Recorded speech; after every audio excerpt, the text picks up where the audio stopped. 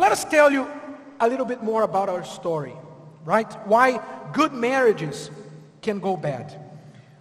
We had a very trouble-free marriage for the first year, right? You like that first year, don't you? It was honeymoon. It was so nice. I had all the attention. And then I lost it all. Because as soon as we married, we moved to New York, and I went there and I started studying. I was preparing for the work I was going to do, learning English and so on. And so, newly married, we were in that honeymoon phase. I hadn't yet dived into my work because I was preparing for it. But then when I started working and I felt that pressure to prove myself, you know, I'm young, starting out in life, I've got the prize, I've got the beautiful wife, now I've got to prove myself, I've got to succeed. And the wrong thing I did was I turned 100% of my attention to my work. And she started Yeah, feeling he put me in the shelf. And then I was there for a long time. Yes. And I didn't like that because I was brought up in a family that was very affectionate. My father, my mom, everybody was very loving, and we always had a lot of attention. So, and Renato was my first boyfriend. So I had all these really high expectations, you know, from him, especially because before they get married, you know, they give you a lot of love letters and they say all these things. So you're like, oh my God, I'm going to have this more later. And no, I didn't have that.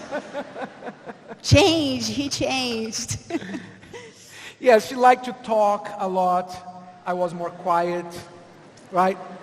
She liked to go out. I'm more like a homebody. I like to stay home. And of course, she wanted a lot of attention.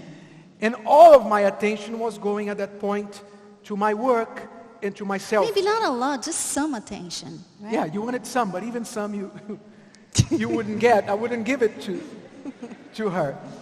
And by the way, these differences that we had, you know, she was more outgoing, liked more of a social life, liked to talk, and I was more the quiet person, you know, wanted to stay home, very focused on my work. Work for me is pleasure. And you people who are single, even you who are married, pay very much attention to this because, as you've heard it before, the opposites attract, right? We are very different from each other, and those differences were what attracted us to each other in the first place, right? You liked me first. Because he was serious. I was a very serious guy. You know, I wasn't childish like most young men my age. So she was attracted to me because of these differences that I had from her. And I was attracted to her as well because she was also very different from me. And you like what you don't have. You know, you don't need more of what you have. You want something new, what you don't have. And she was what I didn't have in my life, and I was what she didn't have in her life.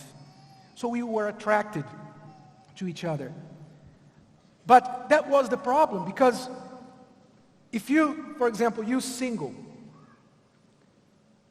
who are still looking for Mr. Right or Mrs. Right or Miss Right, you married who find that your partner annoys you, your behavior, the personality of your partner annoys you, pay attention, because I was Mr. Right for Cristiane. There were a lot of right things going for me, right? Yes. I had the same goals as you. Yes. Right? Hardworking. I was hardworking. Exactly what I was looking for. So there were many positives about me. So when she saw me, she said, "This is Mr. Right." Except she didn't know that my first name was Always.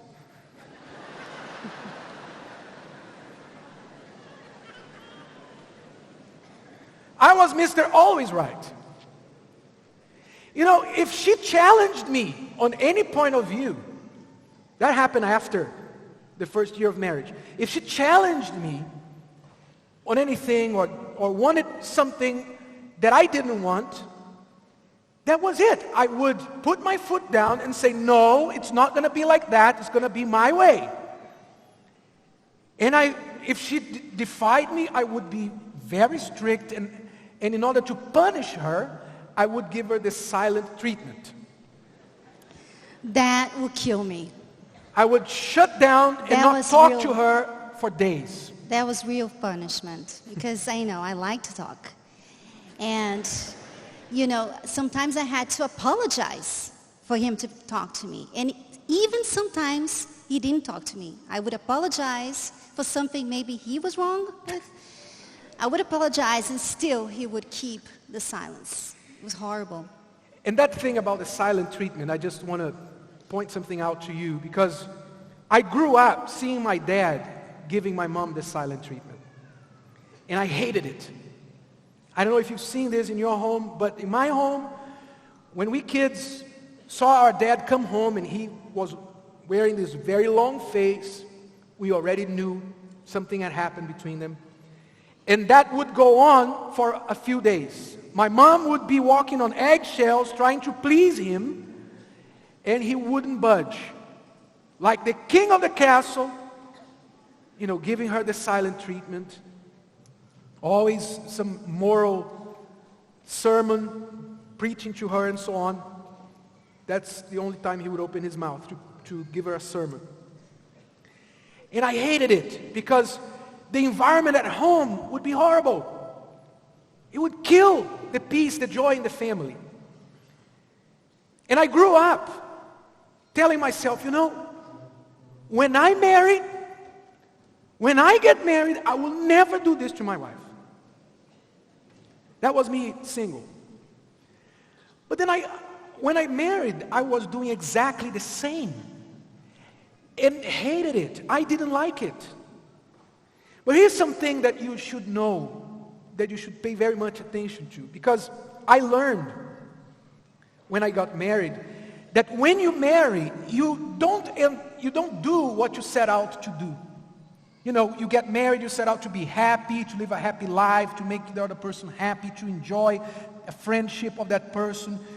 You marry with this dream in your head, but you end up not doing it, and instead you do what you have always learned, what you have always seen your parents do. I learned that you do what you know, and you never do what you don't know. So I didn't know how to deal with conflict in our marriage. I didn't know. The only thing I knew was what I had seen my dad do when he was dealing with conflict, which was to shut down.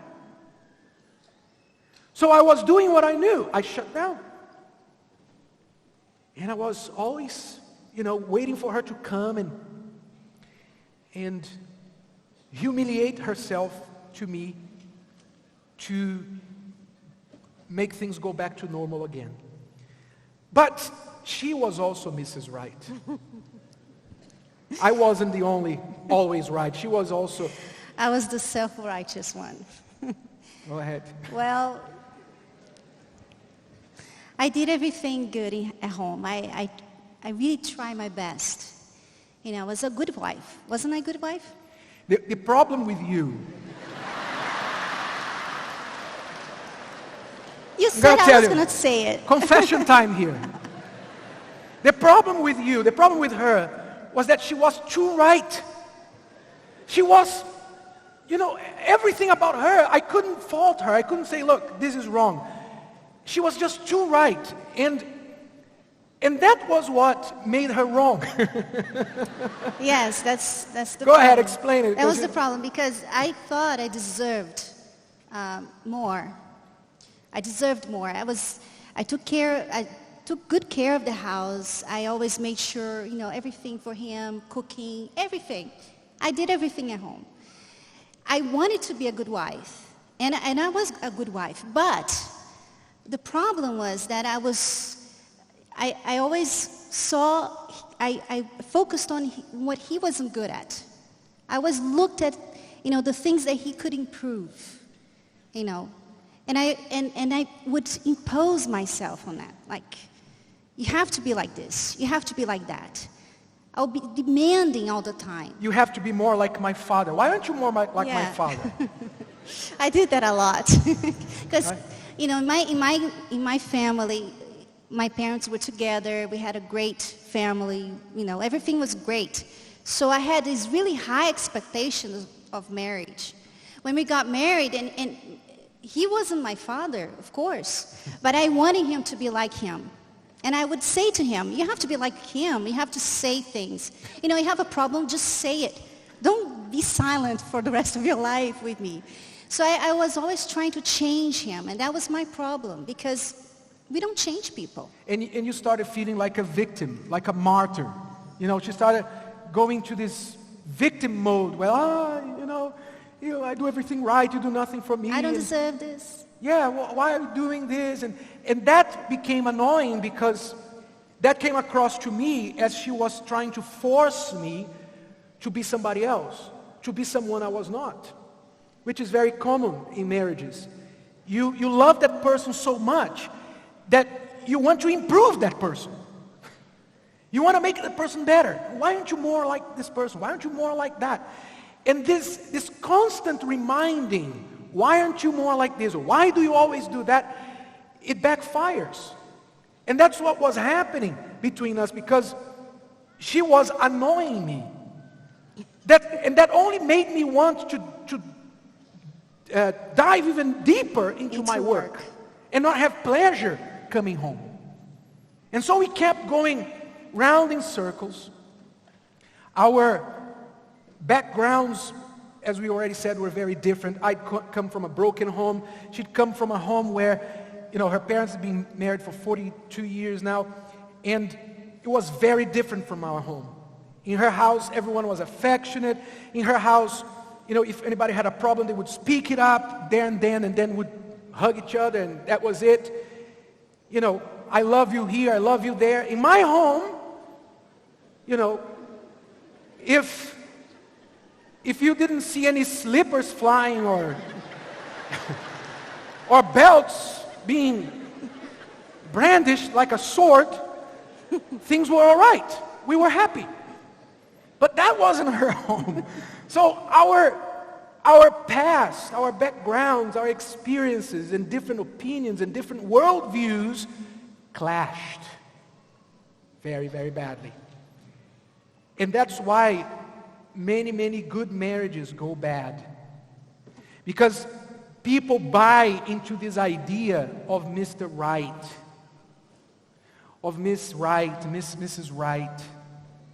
They buy into this idea, there's got to be one person who is right for me. It's this idea, if I marry the right person, if she's right for me, then we'll never have any problems, because we are right for each other. I'm sure that a lot of you have this idea that you've only got to find the right person.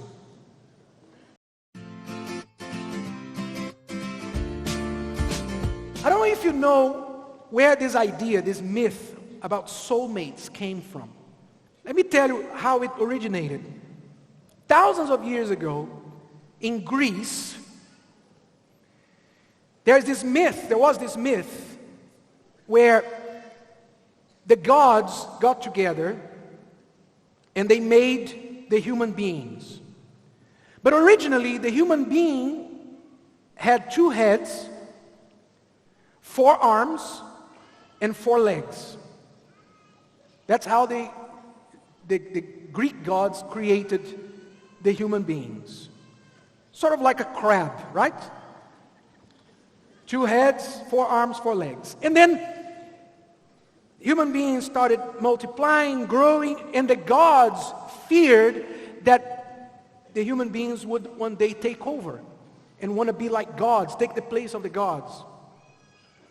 So this Greek god came up with an idea and said to the other gods, and said, hey, here's what we should do. we should split them in half. Split them in half and separate them. And they will have to spend the rest of their lives looking for the other half. And that's the only way they'll be happy, if they find their other half. And so the soulmates myth was born. I'm not making this up. Even Darwin could not make this one up. I'm not making this up.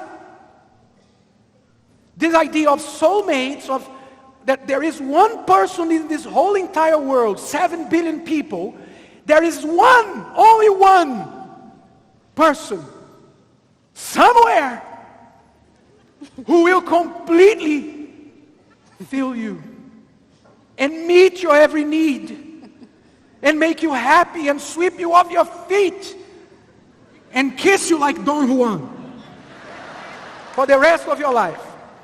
And you will never have problems. Because if you have problems, you're not soulmates. Soulmates are not supposed to have problems. Soulmates are supposed to be a perfect match. We are a perfect match. And however ridiculous this idea may sound, this idea has shaped the decisions of people about their relationships all over the world. This soulmates myth, this soulmates idea, is everywhere in our culture. You've probably seen movies where this woman is going to marry the wrong guy, right? She's in love with one guy, but then she's about to marry the other guy. You've seen movies like that. It's the oldest plot in the world, right? She has this guy, everything is right about him. Everything is right. The guy, there's nothing wrong with this guy. But there is no chemistry. There is no spark. But she does have a spark going for this other guy over there, who she's not marrying, of course. And then they go up to the altar on the wedding day, and then she says, I can't do it. I can't. And she runs away and marries the other guy, right? This is everywhere. And people buy into this idea. Even churches, Christians, who are supposed to believe in Jesus Christ, in the God of the Bible, not in Greek gods, they believe in the idea of soulmates. But they word it differently. They say, no. God will send you the right person. I'm praying for the right person.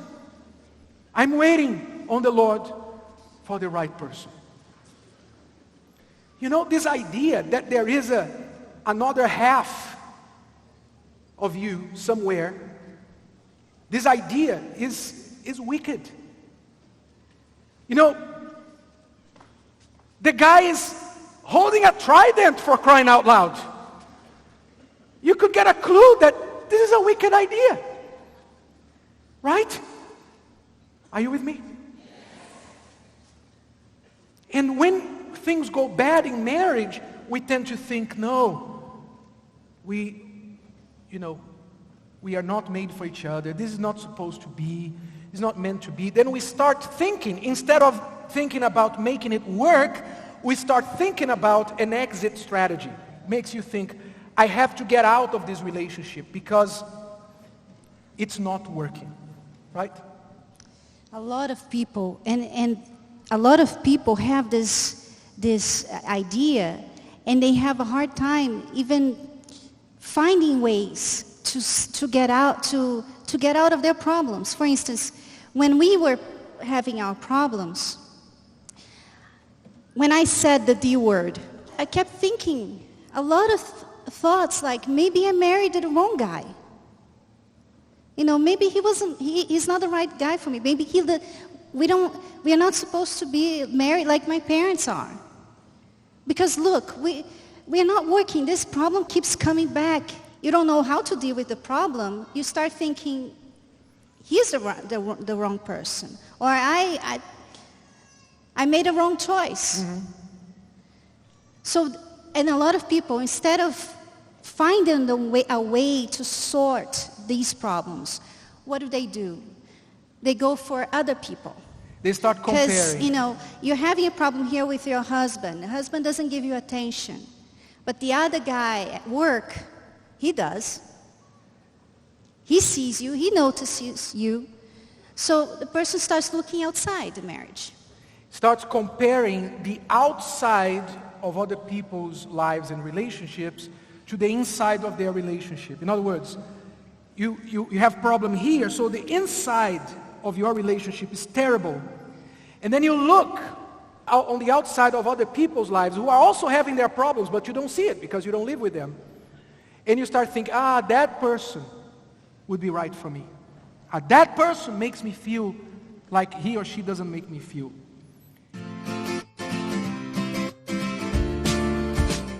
You've got to focus on the key, essential things. You're not just going to go out and marry anybody. I'm not saying that. But I'm saying you have to let minor things pass. Focus on the most important things, the main things, the essentials that are necessary for a relationship. Don't swallow camels, but you will have to swallow a couple of flies now and then in your relationship. And that's all right. It's not perfect. As long as you are focusing on the essential things that are there, there is respect. The essentials. Character. There's character. Truth. The person respect. speaks his truth, right? Truth. Faithful. The person's faithful. Faithful to you. You have the basics to build a life together, then go for it. Of course, if the guy, you're single and the guy that you're looking to date is on Scotland Yard's most wanted list, you might want to hold off. Or the woman you're looking to marry has been married 3 times and cheated on each of her husbands. You might want to consider your choice. Okay? But don't be looking for perfection in a person because you're not going to find it. And I know a lot of you are single here, and your key question is, how am I going to find the right person? I'm telling you, there isn't a right person. There's almost right. There's no perfect person. But the reason why a lot of you who are single don't venture out more, don't risk more to meet somebody, to at least start talking to someone, is because you have this preconceived idea of who she or he must look like or must be like. You have this idea of Mr. Right, Miss Right. And it's just not like that. Consider this guy who broke up with his girlfriend after a few dates. They were going out, they started dating in winter. So, in winter, you're all clothed up, right? Covered up. And then summer came, and for the first time, she went on a date with him wearing sandals. So, she showed up in sandals one day.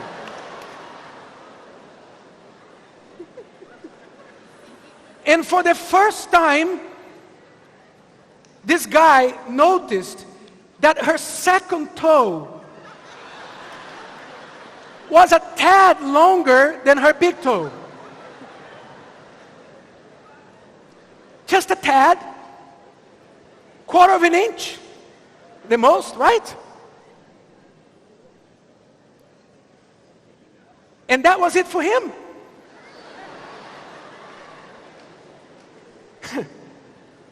I cannot possibly marry someone whose second toe is longer. No! So he broke up with her. Of course, he didn't tell her why. He gave her that, it's not you, it's me routine, right? It's not you, it's me, I got some issues, I'm not ready, blah, blah, blah, I'm afraid, I'm scared. He gave her some excuses and broke up with her because of her second toe.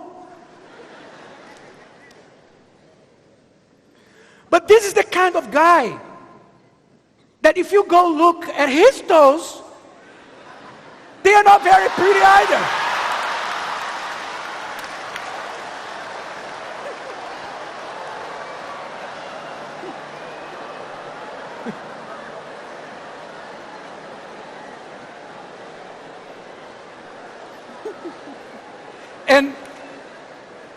And that's not Photoshop, okay?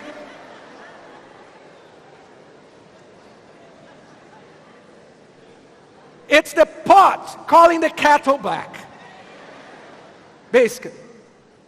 And you laugh, but it's ridiculous things like this that get in the way of love, like selfishness and pride.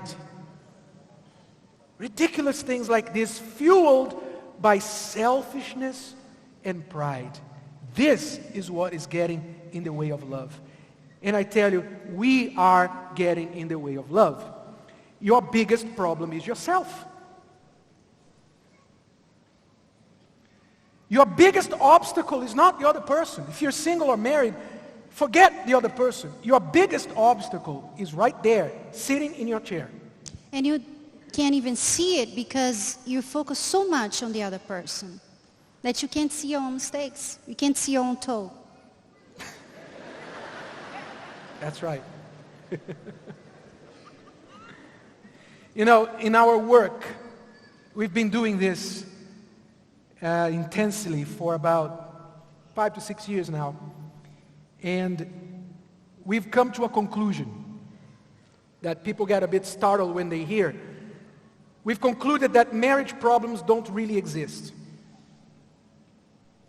Marriage problems don't exist.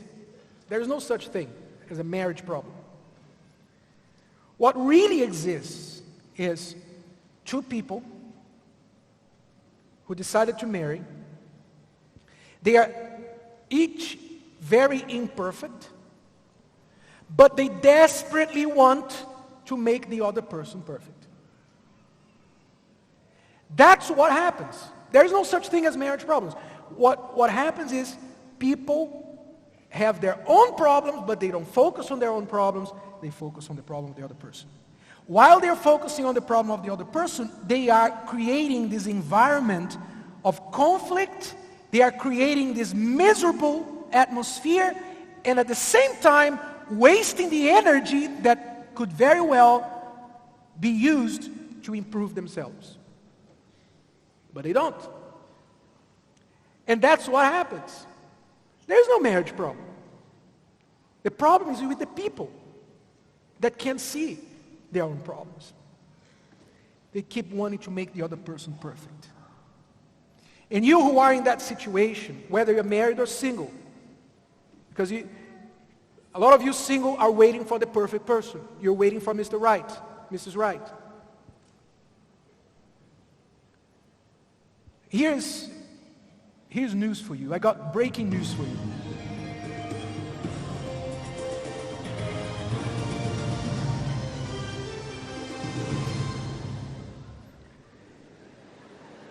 In case you haven't heard before, here's breaking news, my friend. You're not changing anybody. Okay? You're not changing this person. You're not changing your partner. You're not changing the statistics. The only thing you can change is yourself. And in fact, the way it's going, it's not only an option now, it's a must. If you don't change, you will head towards the statistics. You have no choice but change if you want your marriage to work. You have no choice. The only choice for you, if you want to avoid the disaster that's happening around you, is change yourself. Improve who you are. Forget the other person. Improve yourself. Improve who you are.